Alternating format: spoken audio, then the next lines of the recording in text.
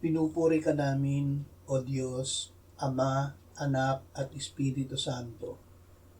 Salamat, Ama, na ibinigay mo sa amin si Jesus na iyong anak, na namatay para sa aming kasalanan, iyong muling binuhay, iniakyat at iniluklok sa iyong kanan sa langit.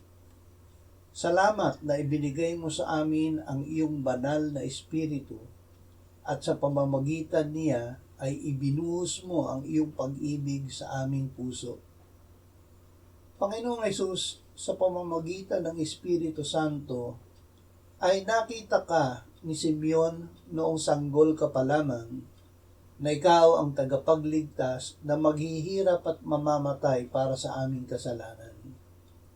Sinabi mo noong ikaw ay muling nabuhay, ganyan ang nasusulat, na kailangang magdusa ang Kristo at muling mabuhay mula sa mga patay sa ikatlong araw, at ipangaral ang pagsisisi at pagpapatawad ng mga kasalanan sa kanyang pangalan sa lahat ng mga bansa mula sa Jerusalem.